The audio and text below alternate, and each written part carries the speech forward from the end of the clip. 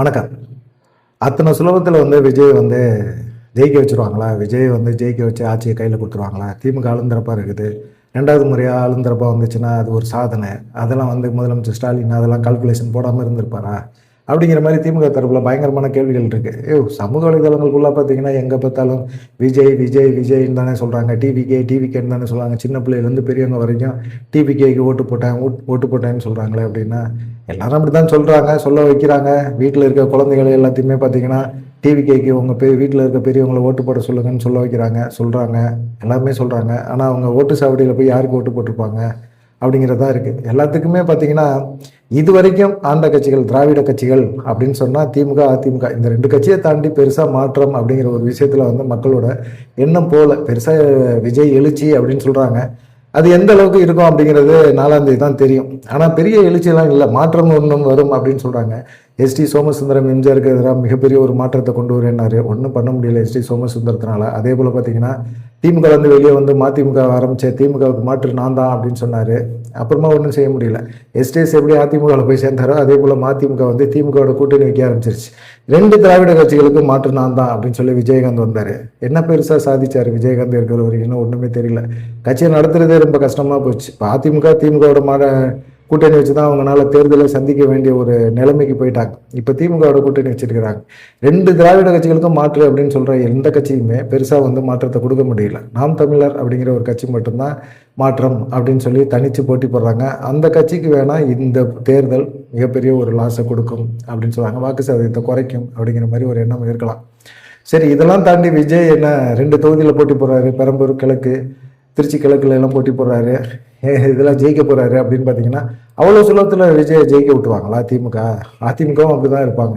திமுக ஜெயிக்கிற இந்த 2 தொகுதிகளையும் களத்தில் இறங்கியிருக்க இந்த 2 தொகுதிகளையும் திமுக இளைஞர்கள் டீமை கையில் எடுத்துட்டாங்க. அதே பார்த்தீங்கன்னா குறிப்பாக பெரம்பலூர் தொகுதியில் ஜோயல் அவர் மதிமுகவில் இருந்தார். அப்புறமா உதயநிதியோட தீவிரமான ஒரு ஆதரவாளர், திமுகவோட ஆதரவாளர் ஆகிட்டார்.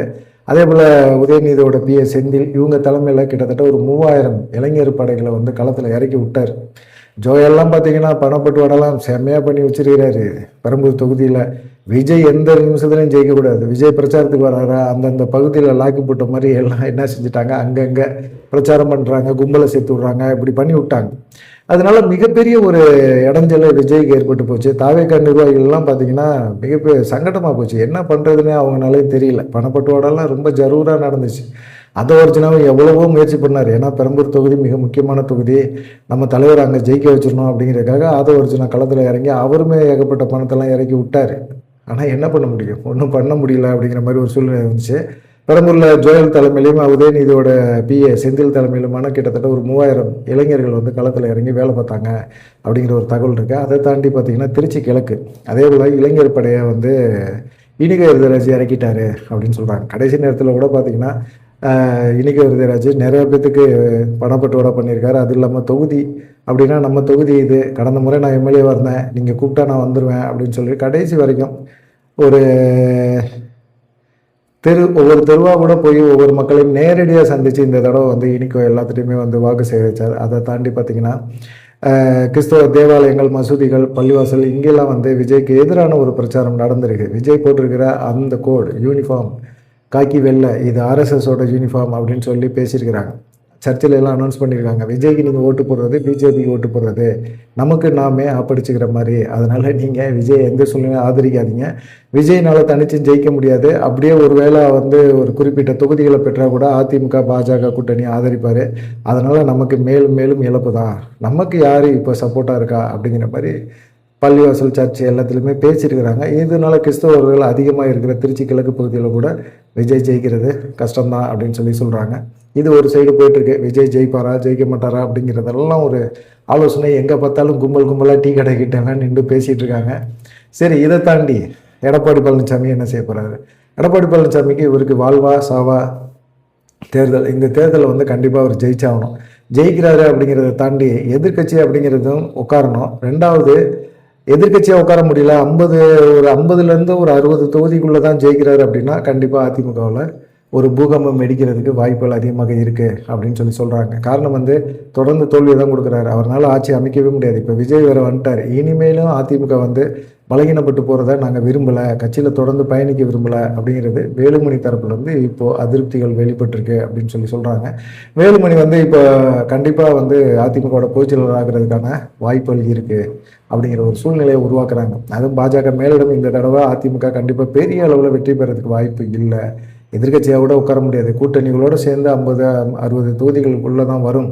அதனால் கண்டிப்பாக எடப்பாடி பழனிசாமியை மாற்றணும் அப்படின்னு நினைக்கிறாங்க. காரணம் என்னென்னா, தொகுதி பங்கீட்டில் வந்து அமித்ஷாவையோ பியூஷ் கோயலையோ கூப்பிட்டு வச்சு அவர் எடப்பாடி பழனிசாமி தொகுதி பங்கீடை வந்து முடிக்கலை. அவர் இஷ்டத்துக்கு ஒரு தொகுதி பங்கீடை கொடுத்து 27 தொகுதிகளை கொடுத்து அதில் பாஜக வெற்றி பெற முடியாத ஒரு தொகுதிகளாக போச்சு. அதே சமயத்தில் வந்து வேலுமணி வந்து தான் அண்ணாமலைகிட்ட கேட்டு ரெக்வஸ்ட் பண்ணி இது மாதிரி வந்து அண்ணாமலை பிரச்சாரம் பண்ணணும் கொங்கு பெல்ட்டில் அப்படின்னு சொல்லி கேட்டுக்கிட்டாரு. எடப்பாடி பழனிசாமி அண்ணாமலைகிட்ட பேசவே இல்லை. அப்புறம் வேலுமணி கேட்டுக்கிட்டனால தான் அண்ணாமலை வந்து களத்தில் இறங்கி அவர் பிரச்சாரம் பண்ணார். அதே போல் அதிமுக வேட்பாளர்கள் மாவட்ட செயலாளர் சிலர்லாம் வந்து அண்ணாமலைக்கு ஆதரவாக வந்து நீங்கள் எங்கள் தொகுதியெல்லாம் பிரச்சாரம் பண்ணுங்க அப்படின்னு கேட்டனால அண்ணாமலை வேலுமணி இவங்க 2 பேருமே இணைந்து எடப்பாடி பழனிசாமிக்கு எதிராக தேர்தல் முடிஞ்ச பிறகு அவங்க எதிர்பார்க்குற அளவுக்கு தொகுதிகள் வெற்றி பெறலை அப்படின்னா கண்டிப்பாக வந்து ஒரு மாற்றத்தை உருவாக்குவாங்க. வேலுமணி கண்டிப்பாக ஒரு மாற்றத்தை உருவாக்குவார். எப்படி அண்ணாமலை மாநில தலைவர் பதவியிலேருந்து தூக்குறதுக்கு எடப்பாடி பழனிசாமி என்னெல்லாம் வித்தை காட்டினாரோ அதை விட டபுள் மடங்கு குட்டிகரணம்லாம் வந்து அண்ணாமலை போட்டு எடப்பாடி பழனிசாமிகிட்டேருந்து அதிமுக கட்சியை பிடுங்கி எஸ்பி வேலுமணி கையில் கொடுப்பாரு அப்படிங்கிற மாதிரி சொல்கிறாங்க. இது எந்த அளவுக்கு ஓடுது அப்படிங்கிறது பொறுத்து தான் பார்க்கணும். ஏன்னா இந்த பிரச்சனை, இந்த பஞ்சாயத்து எல்லாமே வந்து ஏற்கனவே நடந்துக்கிட்டு இருக்க ஒரு விஷயந்தான். இந்த தேர்தலை வச்சு தான் எடப்பாடி பழனிசாமிக்கு ஒரு லாக் பண்ணுவாங்க அப்படிங்கிற மாதிரி கடைசி கட்ட ஒரு முடிவுகள் தெரியுது.